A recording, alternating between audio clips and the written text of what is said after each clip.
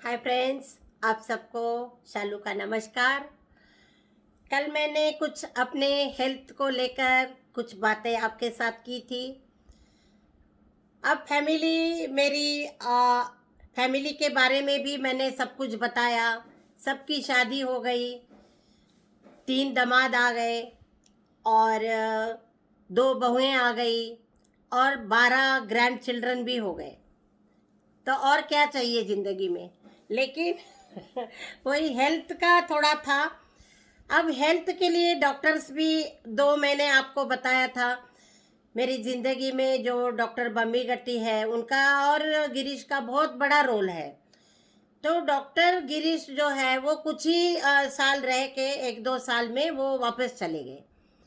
2 या 2.5 साल में उन्होंने जाते समय मुझे कहा कि दिल्ली छोड़कर जा रहे थे, लेकिन मुझे ये कहा कि मैं कुछ दिन के लिए जा रहा हूँ और फिर मैं 1 महीने बाद वापस आऊँगा।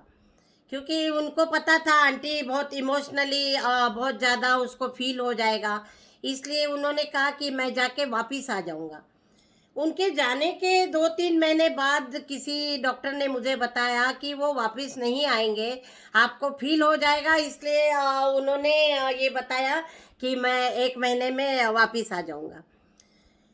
तो वो चले गए। उसके बाद और भी डॉक्टर्स थे। डॉक्टर बम्मी रेड्डी बहुत सालों तक उधर थे और मेरे को हर मेरी प्रॉब्लम में, हर बीमारी में, मेरे बच्चों के हेल्थ के लिए, मेरी पूरे फैमिली के लिए, मेरे पति के लिए उन्होंने बहुत कुछ किया। डॉक्टर गिरीश की भी शादी हो गई। वो सत्य लक्ष्मी उनकी वाइफ थी, वो भी डॉक्टर है। और बहुत ही वो भी उसने भी बहुत किया। वो भी कुछ दिन के लिए दिल्ली आई थी। उसके बाद डॉक्टर बम्मी गट्टी की भी शादी हो गई और दिन बीतते गए। अब 2002 या 3 में मेरे ख्याल से मेरी जो मोनालिसा है उसके देवर है दर्शन। तो वो दर्शन उसके फ्रेंड है प्रशांत। तो दोनों बहुत ही क्लोज फ्रेंड। तो वो दिल्ली देखने के लिए प्रशांत और दर्शन दोनों मिलके दिल्ली आ गए थे। उस समय भी मेरी हालत बहुत ख़राब थी। हमारी जो बहू है वो अपने मायके गई हुई थी और सोनिया जो है वो हैदराबाद चली गई थी। तो मैं और करुणा और मेरे पति और आनंद घर में थे। तो क्या हो गया, वो दर्शन वहाँ दिल्ली आ गया था और किसी काम से, और फिर वो दिल्ली देख के चले गए। उसके बाद फिर एक बार उसका जो दोस्त है प्रशांत, तो वो फिर से एक बार दिल्ली आए और उस समय मेरी हालत बहुत ख़राब थी।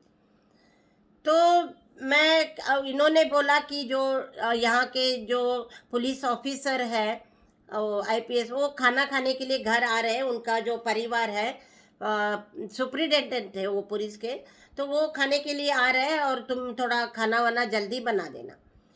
अब मेरी तो हालत इतनी ख़राब हो गई थी कि पूछो मत।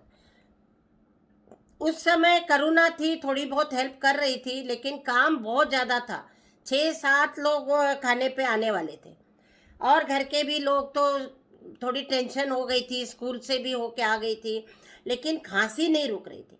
वो फिर जो प्रशांत थे उन्होंने देखा कि आंटी को कंटिन्यूअस खांसी हो रही है। तो उन्होंने मुझे हाथ पकड़ के पीछे जहाँ गैलरी थी वहाँ मेरे को बिठाया, कुर्सी रख के बिठाया और मेरे को कहा कि आप आंटी इधर ही बैठो, हम किचन संभाल लेंगे, आप चिंता मत करो। तो मुझे थोड़ा लगा कि भाई कोई हमारे घर में कोई ऐसे लड़के लोग ज़्यादा काम नहीं करते थे। तो हालत ख़राब थी, खैर मैं बैठ गई। उन्होंने ज़बरदस्ती बिठा दिया कि आपने यहीं बैठना है और उसने सारा किचन का काम संभाला, सबको सर्व किया, जो भी लोग आए उनको खाना परोसा, सारा घर क्लीन किया। तो मेरे दिमाग में लगा कि क्या आजकल के ज़माने में ऐसे लड़के भी हैं। तो बहुत ही अच्छा लगा, एक अच्छा इम्प्रेशन मेरे ऊपर था। तो फिर कुछ दिन बाद मुझे लगा कि अभी करुणा की भी शादी करने वाली थी। तो दोनों तरफ से थोड़ा रहा कि प्रशांत ने भी कहा कि करुणा बहुत अच्छी है और स्वभाव भी अच्छा है, संगीत भी इसका बहुत अच्छा है, और जो भी इसको पति मिलेगा वो बहुत लक्की होगा। तो मेरे मन में तो आ गया था कि क्यों ना यही लड़का हो जाए तो अच्छा है। तो फिर बातचीत हो गई, और फिर करुणा ने कहा कि मैं नहीं, इससे शादी नहीं करूँगी, क्योंकि प्रशांत एकदम हैंडसम, बहुत अच्छी पर्सनालिटी, गोरा चिट्टा रंग, और बहुत ही सुंदर लड़का। तो स्वभाव जितना वो हैंडसम था उतना ही स्वभाव उसका अच्छा था, बहुत ही अच्छा। तो फिर उसने जैसे ही कहा कि उसने बोला नहीं नहीं, वो बहुत सुंदर है देखने में, तो मैं उससे शादी नहीं कर सकती। तो फिर मैंने कहा कि जो तुम बात मेरे को कह रही हो कि मैं उससे शादी नहीं करूँगी, तो क्यों नहीं कर रही हो, तो तुम आपस में बात करो। तो फिर वो प्रशांत को और करुणा को मैंने बोला, आप आपस में बात करो, आपको जो भी आप जो भी डिसीजन देंगे उसके लिए हम तैयार हैं। तो फिर उन्होंने बात की, फिर मैंने कहा जो मुझे पूछ रही थी उनको पूछो। तो उसने बताया कि ऐसे ऐसे है और मैं नहीं करूँगी, क्योंकि आपको बहुत सुंदर सुंदर लड़कियां मिल जाएगी। तो फिर प्रशांत ने कहा कि सुंदर लड़कियां बहुत मिलेगी, लेकिन करुणा नहीं मिलेगी। तो फिर करुणा को भी थोड़ा अच्छा लगा, और फिर शादी के लिए मैंने उस लड़के को बिठाया। मैंने कुछ नहीं देखा दमादों में, मैंने सिर्फ स्वभाव कैसा है और उनका घर कैसा है, घर परिवार मतलब परिवार में क्या कल्चर है, और लड़के का स्वभाव कैसा है। तो फिर मैंने उसको एक ही शर्त रखी कि करुणा जो है वो बिना माँ बाप के इतने साल हमारे साथ पली हुई है, तो वो प्यार की भूखी है, ना कि पैसे की, ना खाने पीने की, ना सोना चांदी की, वो सिर्फ प्यार की भूखी है।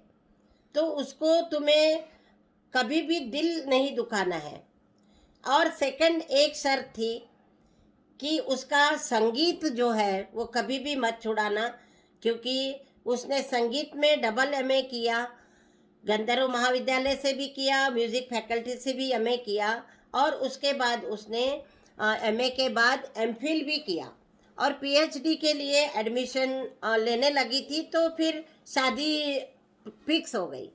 तो उसने कहा कि आप आंटी मेरे ऊपर विश्वास रखिए, क्योंकि वो खुद भी संगीतकार है, उनके फादर जो है मदर जो है वो भी संगीत में बहुत रुचि रखते हैं। बहुत ही अच्छा परिवार, एकदम बढ़िया परिवार। मतलब मैं कहीं भी ढूंढने नहीं गई, देखिए आप, लेकिन मुझे अपने आप ही, मैंने हमेशा भगवान को देखा है इंसानों में, और ऐसे ही इंसान मेरे लाइफ में आए, और करुणा की शादी जो है वो प्रशांत के साथ फिक्स हो गई। उन्होंने भी आपस में बात की, उनको भी अच्छा लगा। तो हमने कहा चलो ठीक है। उसके बाद करुणा और प्रशांत की एंगेजमेंट 2005 में हो गई। शादी फिक्स होने के बाद भी कुछ दिनों बाद शादी फिक्स हो गई और एंगेजमेंट हो गया। शादी को फिर 1-1.5 साल और लग गया। तो फिर तब तक के लिए और भी टाइम मतलब निकल गया।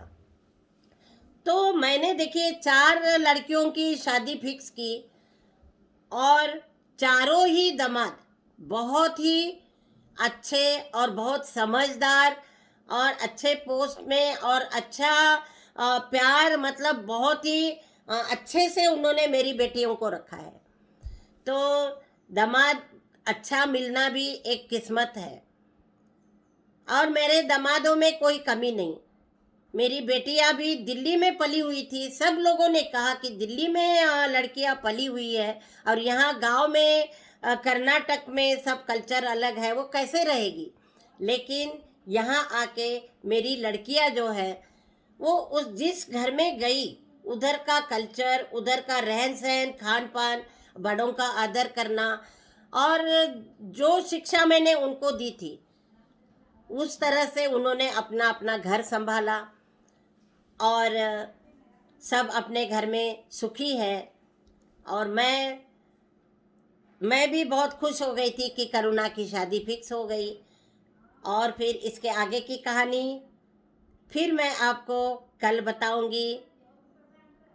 मेरे सब बच्चों की शादी हो गई है आज, और करुणा की शादी जो है वो 2007 तक नहीं हुई थी, 1-1.5 साल गैप था, और उसके बाद उसकी भी शादी। तो मैं टोटली फ्री हो गई, और फ्री होने के बाद मैंने क्या क्या किया वो मैंने आपको बताना है कल। तब तक के लिए नमस्कार।